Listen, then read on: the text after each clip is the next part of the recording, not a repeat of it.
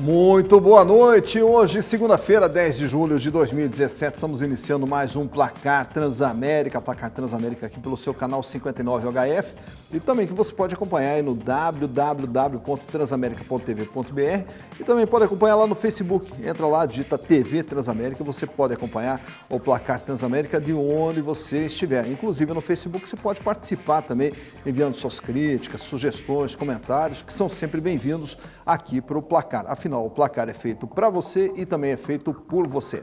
Segunda-feira animada, segunda-feira agitada. Ontem o Atlético empatou com a equipe da Chapecoense e hoje o Caldeirão ferveu. Eduardo Batista não é mais o técnico do Atlético Paranaense, assim como o Paulo Autuori também acabou se desligando, então o clima muito quente hoje na Baixada. Também vamos ter o Paraná Clube, que volta a campo amanhã pela Série B, o Paraná Clube que empatou com o América Mineiro na última sexta-feira e agora joga fora de casa amanhã contra o Vila Nova lá em Goiânia. E agora, logo mais às 20 horas, o Curitiba entra em campo fechando a 12ª rodada do Campeonato Brasileiro da Série A. Curitiba entra em campo enfrentando a equipe do Sport. Enfim, muitas informações no programa de hoje bastante recheado e para isso nós trouxemos aqui uma equipe de comentaristas altamente capacitada, experiente, a começar pelo homem que mais entende de futebol. A história do futebol passa por aqui. Muito boa noite, Nelson Santos. Boa noite, Sila. Boa noite, professor Sila. Boa noite, Patrick. Boa noite, minha gente. Estamos aí, né? Pessoal do Placar Transamérica, cheio de novidade, cheio de guere-guere, cheio de atração. Aí, me ligou agora mesmo, há pouco antes de nós entrarmos no ar, um ouvinte falando, olha aqui, Nelson, o negócio é o seguinte, mandaram o Autuori, mandaram o Eduardo, tudo bem. E os caras que eles trouxeram vão ficar bebendo na noite? Aí eu falei, cara, isso eu não sei. Isso agora com os homens aí, eu tenho certeza que deve ter servido de exemplo para eles. Vamos ver agora se eles se acertam, se mancam e joguem futebol. Pois é, e temos também a presença do Adriano Patrick, nosso parceiraço aqui do Placar Transamérica, inclusive na sexta-feira estivemos juntos fazendo a cobertura do Paraná Clube e América Mineiro. Muito boa noite, seja bem-vindo, Adriano. Boa noite, professor Silas, boa noite, seu Nelson. Sexta-feira estivemos lá, acompanhando o Paraná Clube. Infelizmente a jornada não foi como a gente esperava, né? Vamos torcer o Curitiba daqui a pouco, né? Daqui a mais alguns minutos. Salve o trio de ferro da capital. Exatamente, porque o trio de ferro, por enquanto, engasgou aí 1-1 do Paraná Clube na sexta-feira, 1-1 do Atlético com a Chapecoense. Esperamos que o Curitiba consiga uma vitória hoje e uma vitória já faz com que o Curitiba dê um passo muito significativo na tabela de classificação. Praticamente vai ficar ali na quinta, sexta posição, o que é muito interessante nessa altura do campeonato. Mas tudo isso e muito mais nós vamos abordar no Placar Transamérica dessa noite. E como o Curitiba vai entrar em campo logo mais às 20 horas, vamos ver as informações do Curitiba para o jogo dessa noite com Daniel Rodrigues. Chega mais, muito boa noite, um forte abraço, Daniel. Muito bem, um forte abraço para o amigo que acompanha o Placar Transamérica. Estamos chegando para falar a respeito do Curitiba. O Verdão entra em campo daqui a pouquinho no estádio Couto Pereira para Paraná. Depois de 22 dias jogando fora do seu estádio, o Curitiba volta a encontrar o torcedor já com o gramado de inverno totalmente ele 100%. O Curitiba que jogou no dia 18 do mês de junho no Couto Pereira pela última vez, no empate contra o líder Corinthians pelo placar de 0-0. Depois disso, foram 3 rodadas, 2 derrotas e um empate. 2 derrotas fora de casa contra o Grêmio e contra a equipe do Cruzeiro e o empate na Vila Capanema com o Vasco da Gama pelo placar de 2-2. Agora é hora de reencontrar o torcedor e buscar os caminhos das vitórias. Este é o pensamento da diretoria, comissão técnica e também dos jogadores. Para a partida de daqui a pouquinho, o técnico Pachequinho tem 4 baixas. O lateral direito, Léo, o zagueiro Werley, os volantes Alan Santos e também Jonas estão fora. Léo e o Alan Santos, juntamente com o Werley zagueiro, estão no departamento médico e Jonas cumpre a suspensão automática. O time alviverde deve entrar em campo com o futebol de Wilson no gol, na lateral da direita o Dodô ou então o Rodrigo Ramos, a dupla de zaga de Alisson Maia e Márcio e na esquerda o William Matheus. O meio-campo, as principais novidades. possibilidades. O Matheus Galdesani um pouco mais recuado, fica a expectativa se vai atuar ao lado do Edinho, que também é volante, ou a presença do Anderson, que volta a ficar à disposição, ele que por um bom tempo teve uma lesão muscular, e o Thiago Real. No ataque, o Rildo com Kleber o Gladiador e Henrique Almeida. O Verdão busca, com o apoio do seu torcedor, reencontrar as vitórias, somar mais 3 pontos na tábua de classificação e encaminhar aí a condição de uma das melhores equipes mandantes dentro deste campeonato brasileiro. Time Alviverde encara o Sport. Daqui a pouquinho a bola rola no estádio Couto Pereira. São essas as informações do Verdão aqui no Placar Transamérica. Valeu, obrigado pelas informações. Daniel Rodrigues trazendo todos os detalhes a respeito do Curitiba. E naturalmente Curitiba com os desfalques. O L acabou sofrendo uma lesão. Provavelmente vai ser substituído por o Alisson Maia, né? E o Alisson Maia e o Márcio, o Alisson Maia que já era o titular antes do Curitiba, agora retorna. Eu acredito, Adriano, que na zaga ali não vai ter problema o Alisson Maia e Márcio, acho que se entendem bem, né? Eu acho que tanto o Alisson Maia como o Márcio e o Erlen, eu acho que o Curitiba não sente impacto. Talvez o torcedor questione um pouco do meio para frente, né? Que os últimos 6 jogos não houve o resultado da vitória, né? Então, mas acredito que o fator defensivo ainda não é a preocupação do Curitiba nesse momento. E ali essa questão do meio também agora com a ausência do Jonas, apesar que o Jonas é mais um volante, se movimenta bem, mas há uma expectativa de entrar o Anderson. Aí o Anderson pelo menos qualifica mais esse meio de campo do Curitiba, né, Nelson? O Anderson foi um bom reforço que chegou para o Curitiba. Não tenha dúvida nenhuma que ele não jogando é ruim para o Curitiba. O meio de campo fica um pouco mais fragilizado. Mas, de qualquer maneira, o Curitiba tem um handicap ainda valendo, que é o efeito suspensivo do Kleber. O Kleber vai continuar jogando, não sei até quanto tempo. Mas está aí o efeito suspensivo valendo. E o Curitiba, o que eu acho que deve estar acontecendo é o seguinte: ele não perdeu o potencial, o Curitiba. Eu acho que não perdeu. Não perdeu a motivação, Patrick. Eu também penso assim que não houve perda de motivação. O que eu acho que está acontecendo, talvez, são essas coisas naturais do Campeonato Brasileiro. As oscilações que são normais, as oscilações, né, que têm acontecido. Você vê times aí favoritos. Alguém poderia dizer que o Grêmio, um dos grandes favoritos à conquista do título, ia perder em casa com o time titular para a equipe do Avaí, que era a penúltima ou a última colocada antes dessa rodada? Agora, eu só me perdoa discordar um pouquinho só do seu comentário, mas eu acredito o seguinte, que até as oscilações dentro do campeonato são normais, mas o Curitiba oscilou muito quando o Kleber ficou de fora, né, Patrick? Professor Silas, na minha concepção, o Curitiba tem 3 jogadores que são diferenciados.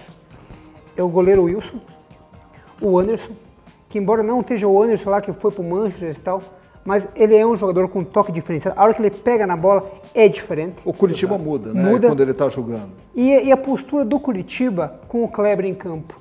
O vira e mexe, a gente acompanha outros companheiros da imprensa noticiando, porque o Kleber isso, o Kleber aquilo. O Kleber, se ele não ganha como o melhor homem em campo, ele está sempre entre os melhores do time.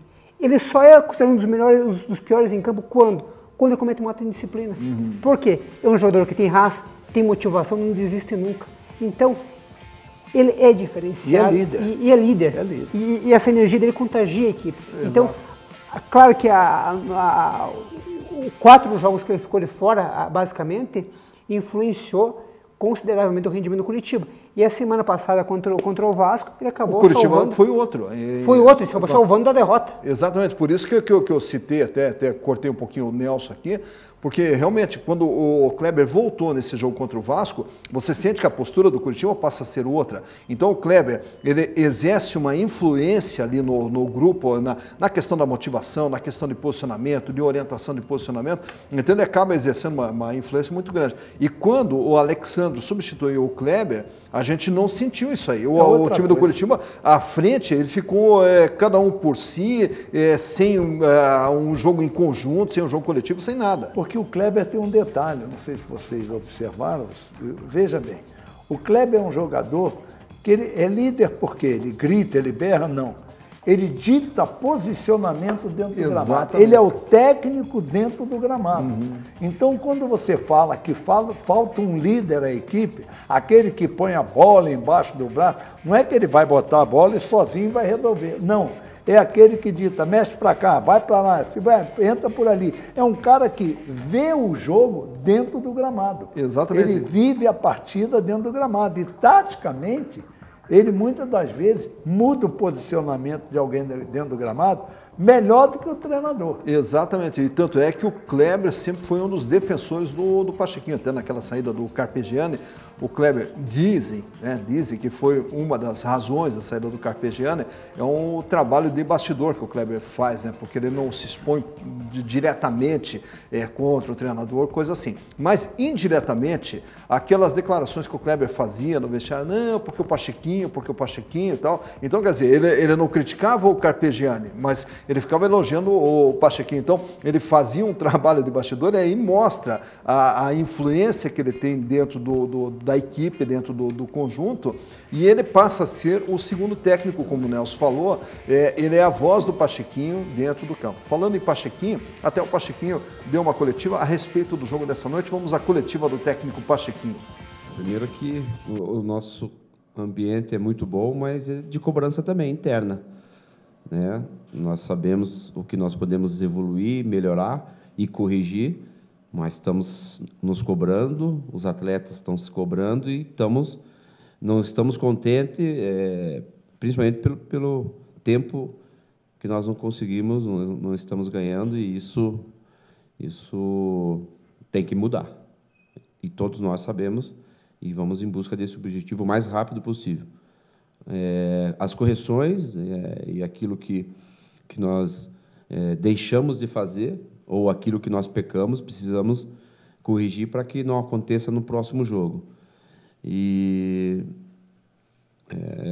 são jogos que demonstram que a forma, o padrão que a equipe vem se comportando nos jogos, você fazer um segundo tempo, como foi contra o Vasco, diante de um primeiro tempo um pouco mais difícil, um primeiro tempo onde você sai com o placar em desvantagem, e mesmo assim você tem uma postura e recupera o resultado. E o que lamentamos foi aquele último gol mesmo, porque se não acontecesse o gol no finalzinho do Vasco, sem dúvida, o nosso jogo seria muito bom.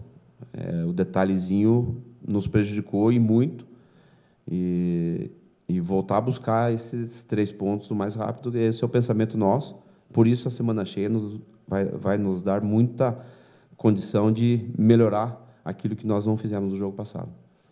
Tá aí, então, a coletiva do técnico Pachequinho, que o Curitiba vai enfrentar agora, logo mais às 20 horas, a equipe do Sport. E vamos ver como é que está o panorama. Parece que o clima também está fervendo lá para o lado do Sport, mas quem tem as informações é a Pamela Scherbach. Boa noite, chega mais, Pamela. Boa noite, pessoal. E aí, tudo certinho? Bom, hoje começa a minha participação aqui no Placar com as notícias do esporte. Isso mesmo, o adversário do Curitiba é dentro de algumas horinhas aí. O técnico Vanderlei Luxemburgo não poderá contar com uma de suas maiores referências do esporte nesta temporada. Eu estou falando do meia Diego Souza, que durante esta semana aí deve deixar a equipe nordestina. Isso porque faltou o último treino aí do esporte e acabou levantando esta possibilidade. Além do meia Diego Souza, quem não vai entrar em campo também é o volante Patrick, ele que sentiu dores musculares durante a semana passada, nos treinamentos e até no último jogo que a equipe do esporte teve, então deve desfalcar a equipe. Com isso, quem deve entrar em campo aí é Magrão no gol, Samuel Xavier e Sander nas laterais, Oswaldo Henriquez e Durval formando a dupla de zaga. Richelli, Patrick ou Rodrigo e Everton Felipe no meio de campo. Tomás, Rogério e André no trio de ataque. Pessoal, por hora é isso. Logo eu retorno com mais informações. Legal, muito obrigado pelas informações, Paulo. E aproveitando também, vamos ver o trio de arbitragem para o jogo logo mais às 20 horas, Curitiba Sport. Coritiba Sport entram em campo na noite deste dia 10 de julho, às 20 horas, no estádio Couto Pereira, em Curitiba. O árbitro principal é Jailson Macedo Freitas. Ele terá como assistentes Alessandro Rocha de Matos e Eli Carlos Franco de Oliveira, todos da Bahia. Tá, então o trio de arbitragem e o Sport, como a Pamela nos passou, vem com um desfalque significativo, Diego Souza. Diego Souza, que é praticamente o líder da equipe, e parece que a coisa lá está meio tensa, porque o Diego Souza andou recebendo proposta, né, Nelson? Ele andou recebendo proposta, inclusive do Palmeiras, né, também, e será a 7ª partida, né? Se ele entrar em campo, tchau e benção. Ou vai para a Europa, ou vai para a 2ª divisão. A primeira não vai poder jogar. Que inclusive parece que ele não treinou no sábado, já para não viajar para Curitiba, para não completar a 7ª partida. Então é sinal de que uma transferência do Diego Souza aí parece que está bem engatilhada, né, Patrick?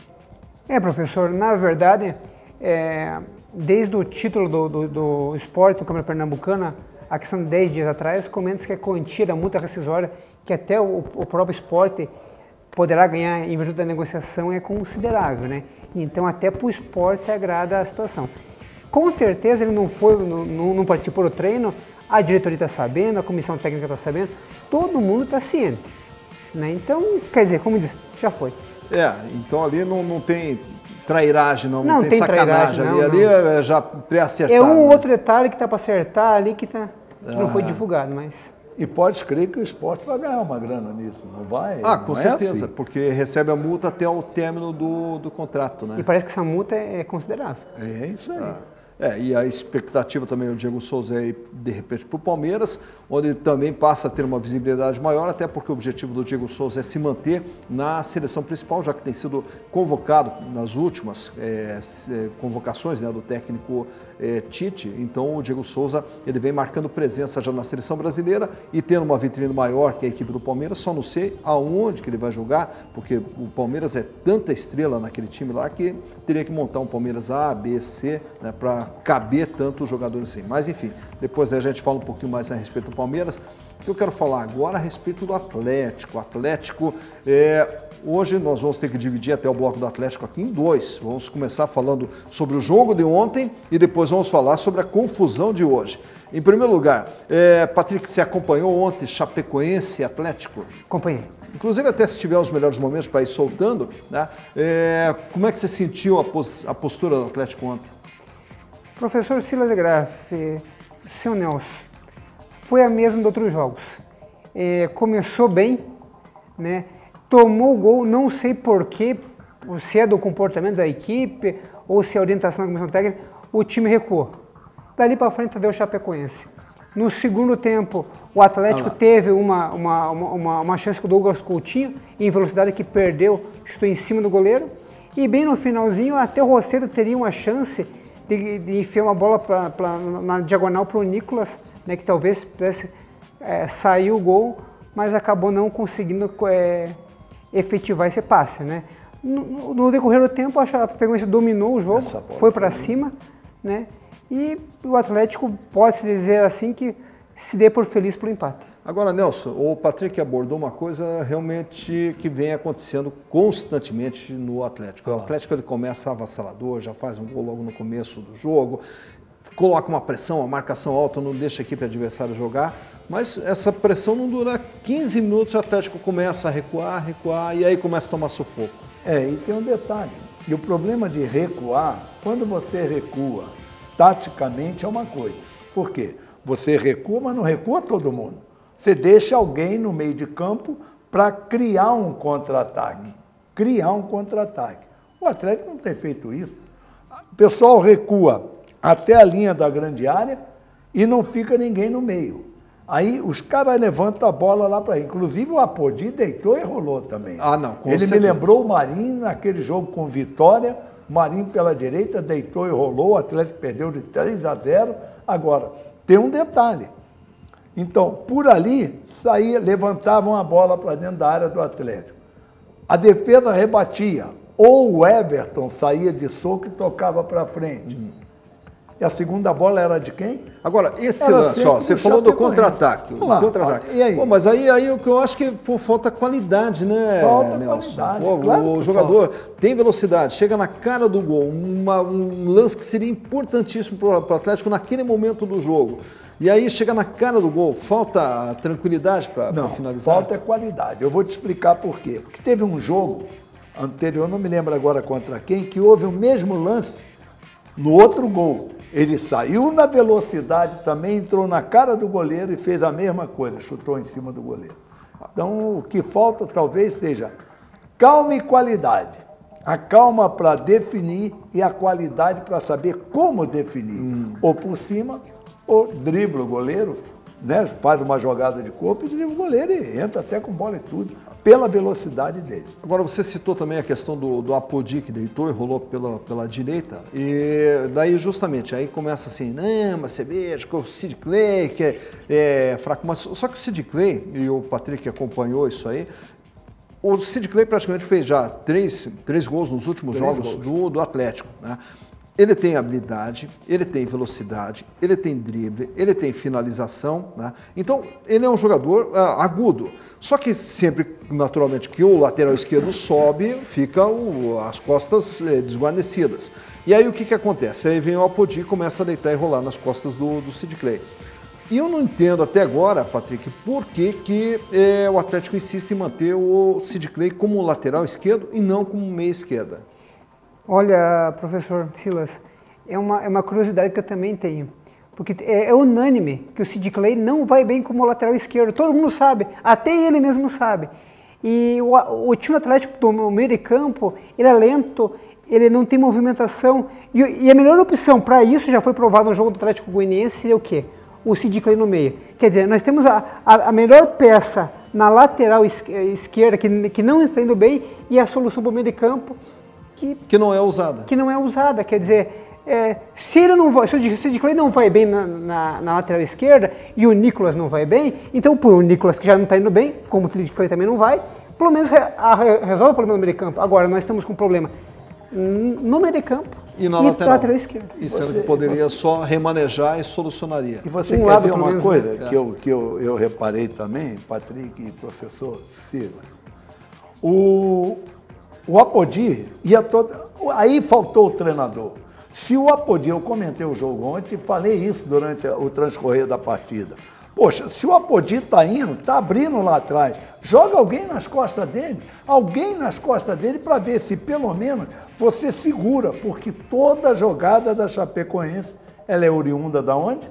Do Apodi, pela velocidade e pela qualidade que ele tem. Não é só velocidade não, porque o Coutinho teve velocidade e não teve qualidade. Pois é, e aí o Atlético acabou amargando um empate, poderia ter vindo com um resultado bem melhor, até porque a Chapecoense também veio num desespero sem vencer, inclusive com a troca de técnico, e o Atlético acabou não aproveitando essa oportunidade e cedeu o empate para a Chapecoense, e hoje o Atlético também acabou ficando sem técnico. E nós vamos abordar no terceiro bloco, ao voltarmos a falar do Atlético, a gente vai abordar mais todo o cenário, tudo que aconteceu lá para o lado da arena. E, na verdade, essa decisão não foi de hoje de manhã, essa decisão ela já vem de alguns dias, e ontem, com o empate, acabou culminando, mas tem mais coisas que aconteceram por lá, né, e que a gente vai tentar entender tudo que ocasionou a saída do técnico Eduardo Batista, mas no terceiro bloco a gente volta a falar desse assunto. O que eu quero falar para vocês agora é do consórcio Servopa.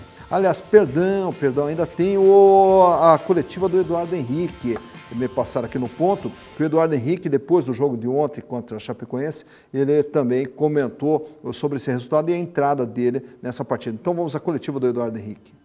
Vem treinando bem, fazendo meu trabalho e sabia que uma hora a oportunidade ia surgir e eu tinha que aproveitar da melhor forma. Consegui fazer um bom jogo, queria ter feito um gol, alguma coisa assim, mas já está de bom tamanho essa partida. Sim, com certeza, nosso time é um grupo de muita qualidade, a gente nunca duvidou disso e cada um que entra tem que dar o melhor para ajudar a equipe a sair com a vitória. Sim, eu acho que eu estreiei bem também contra o Santa Cruz, contra o Fluminense também fiz um bom jogo. Agora também fiz um outro bom jogo. Espero ter uma sequência para me firmar de vez e fazer uma boa temporada com a camisa do Atlético. Tá aí a coletiva do Eduardo Henrique, que acabou entrando ontem no segundo tempo, né, até por falta de um ritmo de jogo, também não conseguiu dar o seu melhor, mas enfim, o Atlético tem uma equipe qualificada, o que está faltando ali talvez é o encaixe das peças e tirar o melhor possível das peças que já constam dentro do elenco. Mas o que eu quero falar para vocês agora é do consórcio Servopa. Você que está pensando em ter uma moto, um automóvel, até mesmo um imóvel, ou fazer uma reserva financeira para uma aposentadoria, para um investimento, procura lá o consórcio Servopa, chama um representante que ele vai estudar junto com você um plano adequado à sua necessidade. E quando se fala de investimento em consórcio ou qualquer tipo de investimento, você tem que fazer com quem lhe dá segurança. E o consórcio Servopa são mais de 50 anos de tradição, realizando sonhos de milhares de pessoas. Então entre em contato lá com o consórcio Servopa e realize também os seus sonhos. Afinal, a vida pede e o consórcio Servopa está aí para lhe ajudar a realizar todos os seus sonhos também. A gente vai para um rápido intervalo, dentro de um instante estaremos de volta aqui com o Placar Transamérica. Voltamos já.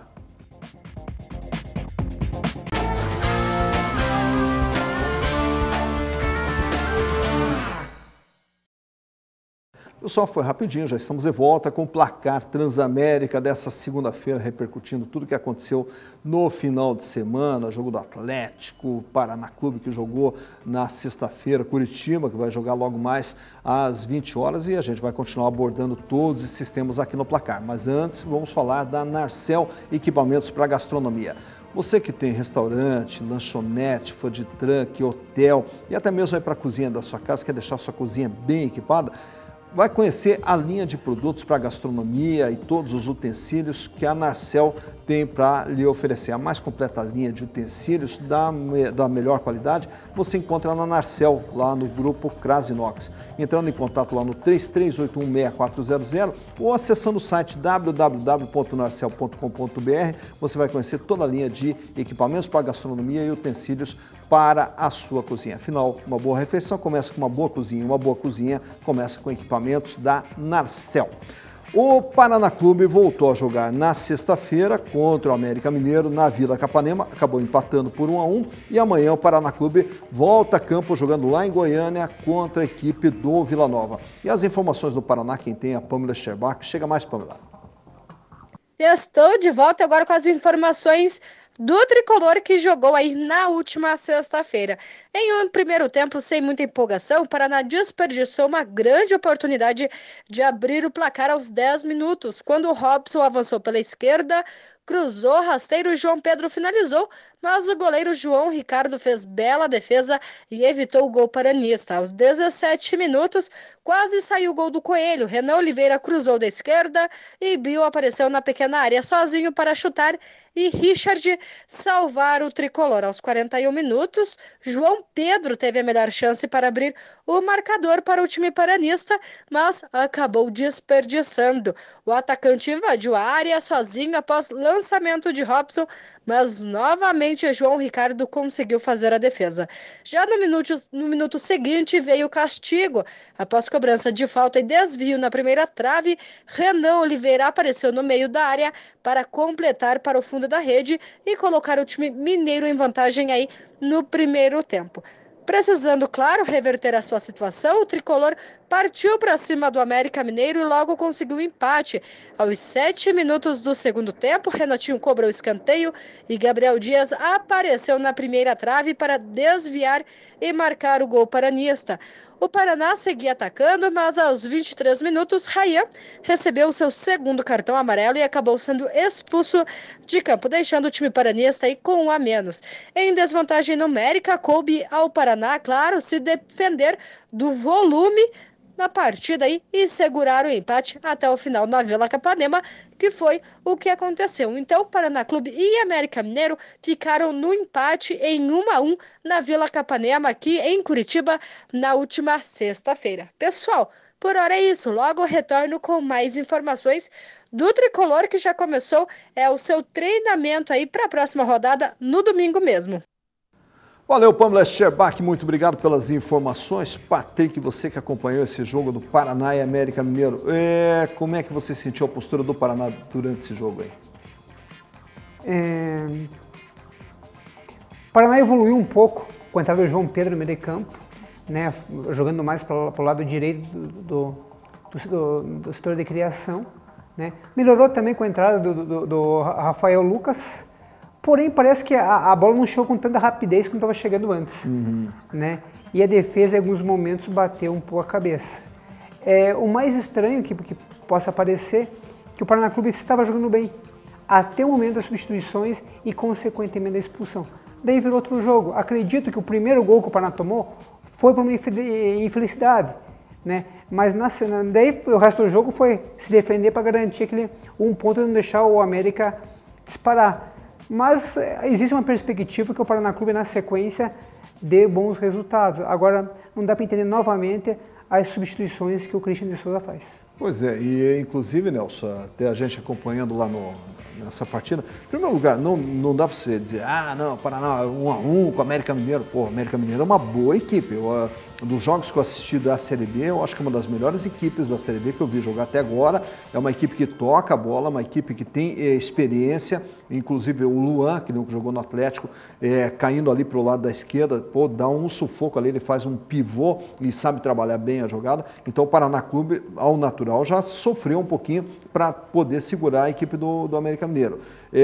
Só que uma das coisas que a gente vem observando, e o Patrick deve ter observado também, Nelson, todos os jogos a torcida está perdendo a paciência com o Christian de Souza. Já não é a primeira vez, inclusive, que nós falamos isso aqui no programa, porque, afinal de contas, há essa reclamação direta do treinador do Paraná Clube. Agora, você veja, o João Pedro jogou bem, perdeu 2 chances, eu estava vendo ali aqui os melhores momentos, né, o lance dos melhores momentos. O João Pedro perdeu 2 gols assim, vamos dizer, imperdíveis, mas será que ele não tem a perna direita? Porque ele foi com a canhota, quando na realidade, se ele toca com a direita, eu acredito que ele teria tido sucesso, pelo menos em um daqueles 2 lances que ele entrou na cara do goleiro. Agora, veja bem, você pegou com muita propriedade. A equipe do América não é de se jogar fora, não. Uma equipe muito certinha, muito boa, como é também o Juventude, que hoje é o líder da Série B. Exatamente. Agora, você falou do João Pedro, até eu digo o seguinte, que o João Pedro estreou no Paraná Clube nessa partida, acredito até que sentiu, até porque ele é um menino ainda, sentiu a responsabilidade. Então, essa questão até das finalizações ali, até no afã de fazer o gol, né? Mas durante a partida, a participação do João Pedro foi fantástica, né, Patrick? Não, né? A movimentação dele, a qualidade técnica, o torcedor que estava acompanhando, nada contra a pessoa profissional, que talvez não está naquele melhor momento, mas com o Minho naquela posição e o João Pedro, a diferença foi gritante. Agora, professor Silas, um detalhe que me chama a atenção, nas últimas 3 partidas, o Paraná Clube teve jogador expulso. Não, porque o Criciúma foi arbitragem, tal, porque daí com o Natão foi no final do jogo. Mas são 3 jogos consecutivos no Paraná Clube tem jogador expulso. E parece que é um descontrole. Depois daquele jogo do Criciúma, o presidente da MICO, o Concepção, foi infeliz nas declarações, que a postura que se espera no presidente e que resolve o problema. Não adianta ele sair falando 1000 coisas que o Paraná Clube precisa, uma atitude prática, um presidente ativo, não simplesmente declarações. E depois da expulsão do Ryan, que para mim foi uma série de infantilidade, como ele foi expulso, a atitude um pouco descontrolada do seu treinador, do Christian de Souza, novamente. Que acabou também sendo expulso. Que foi expulso dali uns 5, 6 minutos, por um lance que às vezes a arbitragem pode ter acertado ou errado, mas que é do futebol. Sabe? Um descontrole, um despreparo naquele momento ali. Eu penso da seguinte forma, se o chefe daquela equipe ele demonstra naquele momento um descontrole, imagine como está a equipe. Talvez esse seja o reflexo do Paraná Clube ter, nos últimos 3 jogos, 3 expulsões. E na minha concepção não é uma crítica ao profissional, mas nesse aspecto o Paraná Clube está adiando uma coisa que vai ser a troca de treinador. Quem sabe se com a expulsão do treinador no próximo jogo, quem ficar no banco não resolve melhor a situação. Hein? Agora que fica parecendo liviano até a gente falar, mas eu concordo com o Patrick, que ali, se não der uma ajeitada, se o Christian de Souza não entrar, sei lá, no entendimento com os jogadores, enfim, mas a gente percebe, e isso o Nelson já citou aqui na semana passada, que o Paraná Clube é uma equipe que ela está sem aquela vibração, quando fazia gol, todo mundo se abraçava e tal. Hoje não, o Paraná faz gol, praticamente são poucos os que vão se abraçar, aquele troço e vir no banco, abraçar o técnico, não está tendo mais. Então, quer dizer, alguma coisa estranha está acontecendo ali nos bastidores. Então, se o Christian de Souza não se acertar nesses detalhezinhos aí, realmente, não sei não se ele vai ter uma vida longa no Paraná Clube. Esperamos que não, a gente torce pelo sucesso no Paraná, torcemos pelo sucesso do Atlético do Curitiba, afinal, o que a gente mais quer é que o nosso futebol ele vá cada vez melhor. E as coisas assim, a gente às vezes acompanha a crônica esportiva de outros estados, até esses dias atrás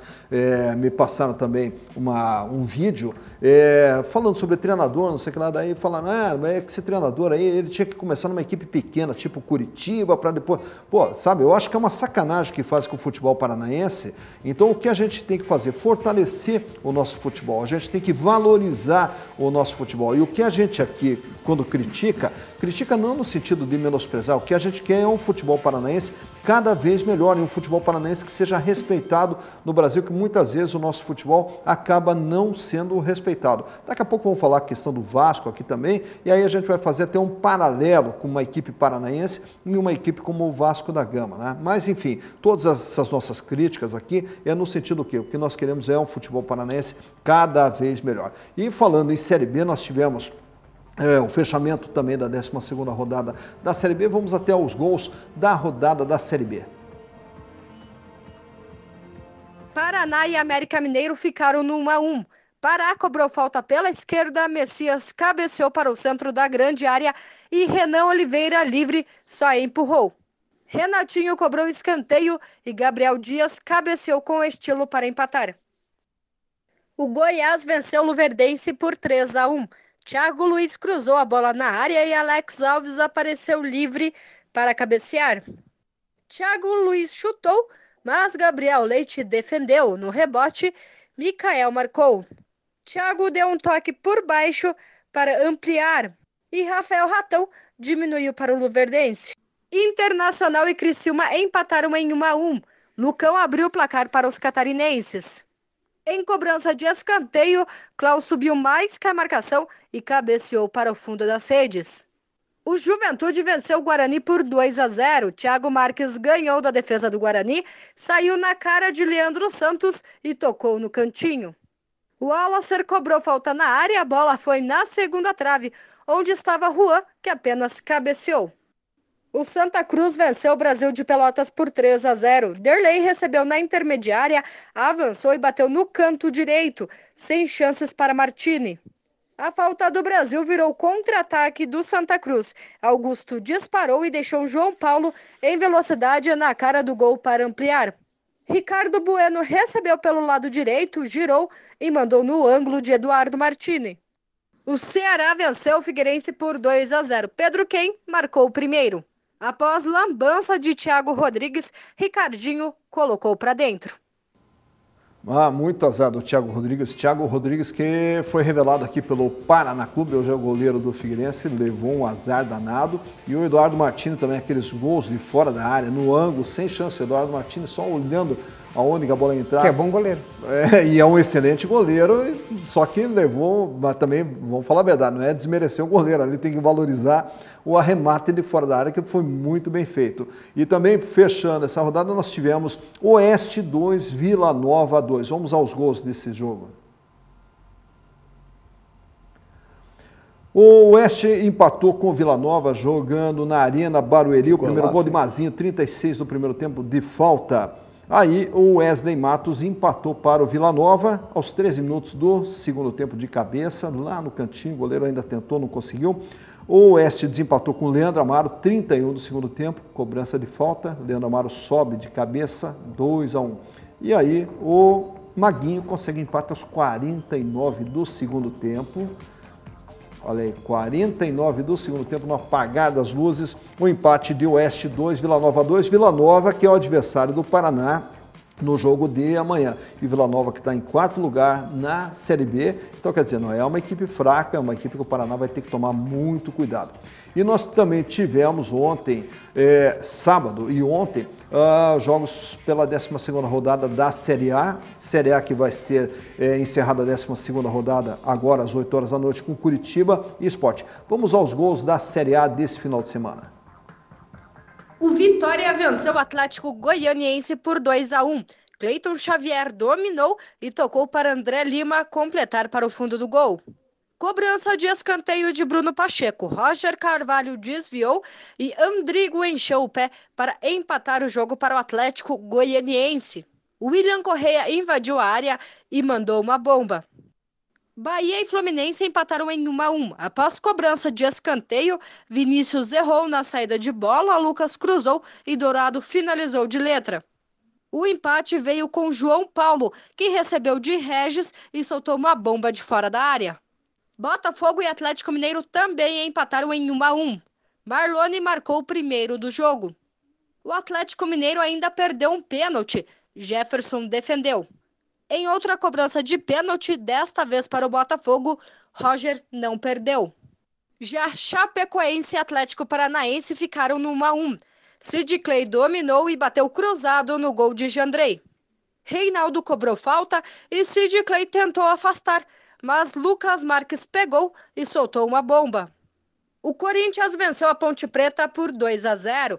No rebote, Guilherme Arana tocou para trás. Jô não alcançou e Jadson, sozinho, finalizou em direção ao gol. Jô marcou o segundo do Timão. O Cruzeiro venceu o Palmeiras por 3-1. Sem ângulo, Thiago Neves bateu na saída de Praz e abriu o placar no Mineirão. Lucas Romero arriscou de fora da área, Hudson desviou de cabeça e tirou a chance de defesa de Praz. William cabeceou e diminuiu o marcador. Elber recebeu da direita, invadiu a área e chutou rasteiro. Fernando Praz deu rebote e se atrapalhou com Rafael Veiga e a bola sobrou de novo para Elber marcar o gol. O Avaí venceu o Grêmio por 2-0. Destaque do jogo, Douglas defendeu o pênalti do Grêmio no início do segundo tempo. Aos 28, Grêmio errou e o Wellington aproveitou. Júnior Dutra abriu para o William, recebeu de volta no meio da área e, sem marcação, apenas tirou do goleiro. O Santos venceu São Paulo por 3-2. Em cruzamento de Kaique, Copete finalizou e abriu o placar.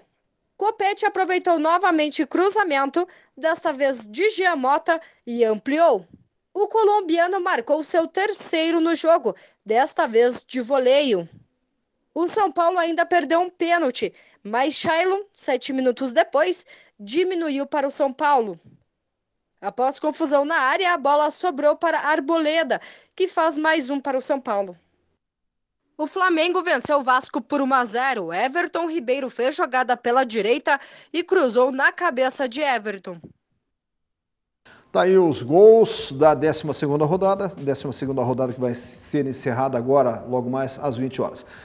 Vou fazer aqui um questionamento para cada um de vocês. Primeiro lugar, que chama atenção ali, Patrick, Corinthians 9 pontos de vantagem sobre o segundo colocado em 12 rodadas apenas, tá?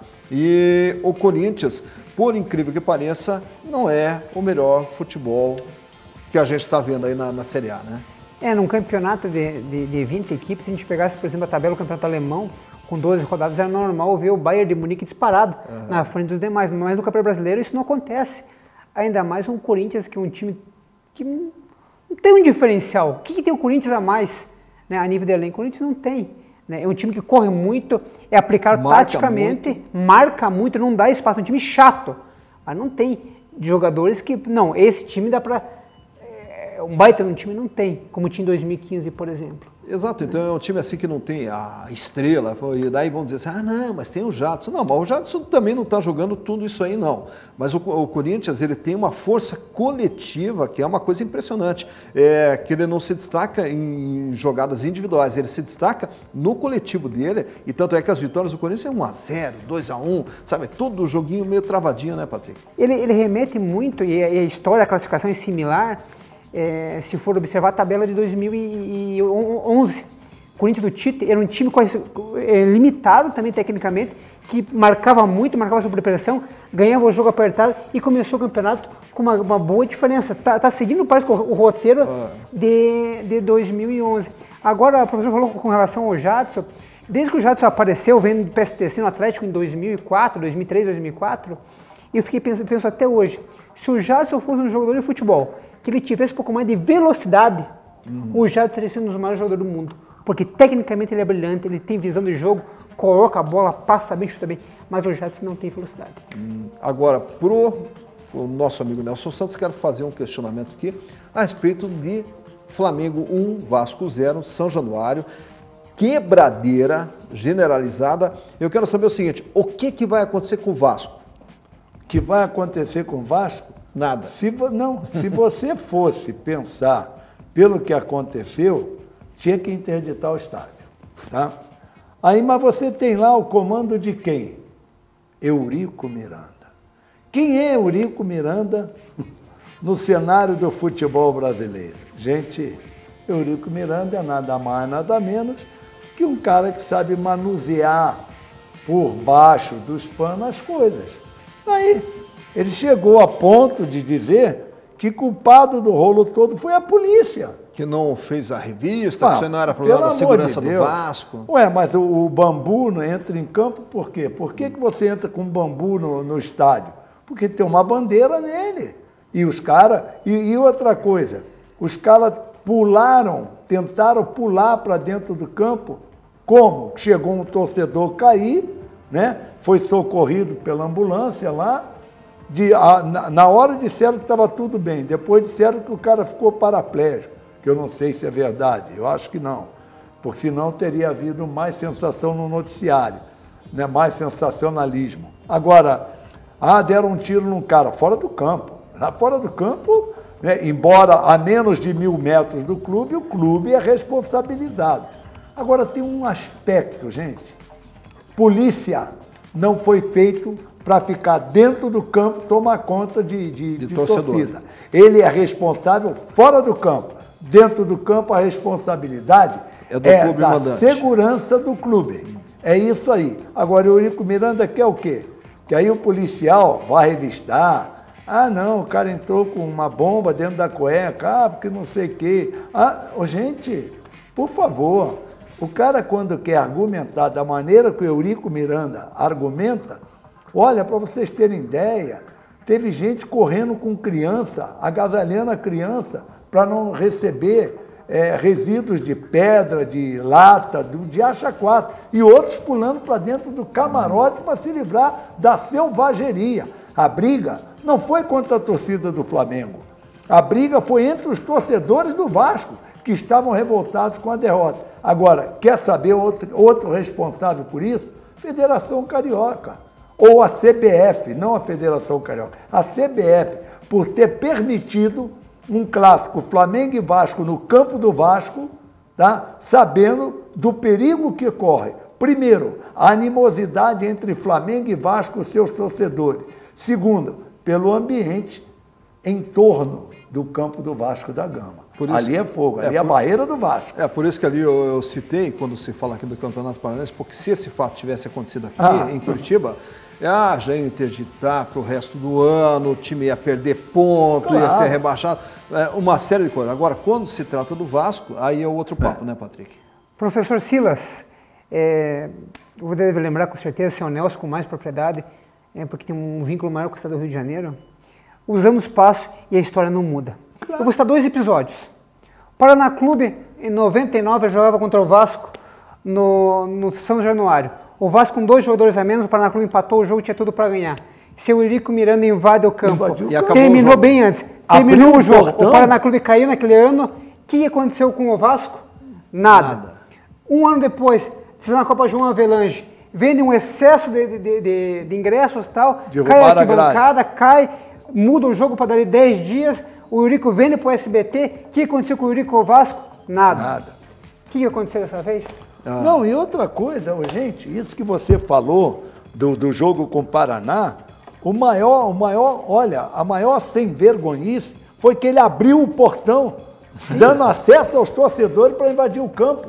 E outro detalhe, teve depois, Atlético e Vasco da Gama lá, Curitiba, ele não deixou o Atlético entrar para fazer o aquecimento no gramado. E outro detalhe, vocês sabem como é que estava o vestiário do Atlético? Ele primeiro trancou com cadeado, mandou trancar com cadeado quem fosse adentrar o gramado. O Atlético não se aqueceu dentro do gramado. Sabe o que tinha no vestiário, gente?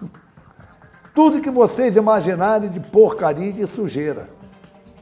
O Atlético, para entrar naquele vestiário, para se trocar, para entrar em campo, foi como diz aquele jornalista, uma vergonha. Impressionante, não dá nada, não dá nada. Mas isso é o Brasil atual, em tudo que rola por aí. Pois é, mas vamos falar de coisa boa, vamos falar da LM Telecom. A LM Telecom é uma empresa especializada em radiocomunicação, a mais completa linha de radiocomunicadores para festas, empresas, eventos, para segurança, para colégios, você encontra na LM Telecom. Seja qual for a sua necessidade de radiocomunicação, a solução está na LM Telecom. Venda, locação, manutenção com uma equipe altamente especializada, tudo isso você encontra na LM Telecom. Entre em contato lá no 3024 1200. Eu falei 3024 1200. LM Telecom, especializada em radiocomunicação. A gente vai para um rápido intervalo e dentro de instantes estaremos de volta aqui com o Placar Transamérica. Voltamos já.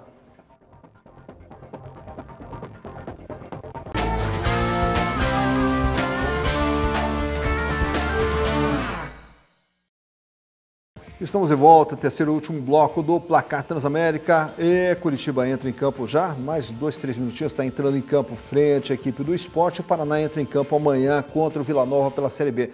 Vamos para as últimas informações do Paraná com Pamela Scherbach. Bom, o Paraná Clube voltou às suas atividades aí no domingo mesmo, dia 9, pela manhã, após o empate aí em 1-1 contra o América Mineiro. O tricolor segue agora para 2 jogos fora de Curitiba.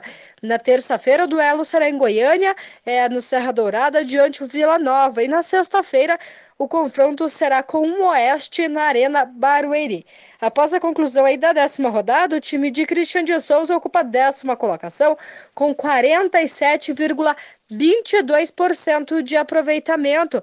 Para o site do Tricolor, Felipe Alves aí relatou que o time segue a 3 pontos do G4 e que precisam pontuar fora de casa para não perder este contato com a ponta da tabela. Ele e Leandro Vilela devem retornar ao time após cumprir suspensão aí. Portanto, os dois já estão à disposição da comissão técnica para o jogo desta terça-feira. E Christian de Souza, porém, não terá todo o grupo aí à disposição, já que o zagueiro Ryan e o atacante Robson cumprem a suspensão aí e não enfrentam Vila Nova na terça-feira. Conforme o técnico, em entrevista ainda ao site do Paraná Clube, ele vai buscar, claro, uma formação equilibrada, como aconteceu diante do América Mineiro, que houve uma clara evolução ofensiva e ele quer manter essa performance e até melhorar para a próxima partida. Pessoal, por hoje é isso. Agora eu retorno com vocês aí no estúdio. Pamela Scherbach para o Placar Transamérica. Valeu, Pamela, muito obrigado pelas informações. Rapidamente aqui, Nelson, sobre a questão de saída de Eduardo Batista e Paulo Autuori. Já estava carta marcada já, né? Tem um detalhe, né? Não tem essa história de dizer, não, poxa, 1 mês e meio o treinador vai mandar embora. Você tem que tomar atitude, isso chama-se atitude, no momento certo. Não está bem, meu filho? Tem agora pena que não possa levar quem eles trouxeram aí, que estão aí só no come-dorme, levando grana em dia, porque o Atlético paga em dia e não estão correspondendo em nada. E o Eduardo Batista para você, Patrick? Eu acho que ele foi infeliz, né, nessa temporada. Teve o plano no Palmeiras que não deu certo, bem como no Atlético também não deu certo. Tomara que ele tenha sucesso na carreira e o Atlético consiga trazer um profissional que faça a equipe jogar, porque qualidade no elenco tem. E parece que Marcelo de Oliveira está pintando aí para o lado da arena, é uma especulação, e tem outros nomes aí que estão sendo especulados também. Enfim, amanhã é que a gente vai saber todos os nomes que estão surgindo aí, né? E quem sabe aí amanhã a gente já tenha o novo técnico do Atlético para passar para vocês. E só complementando tudo isso aí que a gente falou, ali parece que tinha uma série de atritos com os jogadores ali insatisfeitos com o Eduardo Batista, e foi uma das razões. Mas amanhã a gente traz mais informações e no Placar Transamérica. Patrick, muito obrigado pela sua participação. Eu agradeço. Valeu, Nelson. Uma boa noite. Até a próxima. Uma boa noite para todos. Boa noite, Patrick. Boa noite, minha gente. Tamo aí. Valeu. E nós amanhã estaremos de volta às 19 horas aqui no canal 59 com mais um Placar Transamérica. Agradecemos o carinho da audiência de vocês. Mandar um grande abraço para Anita Souza, que sempre está acompanhando o Placar Transamérica. E amanhã estaremos juntos novamente. Um grande abraço e até lá.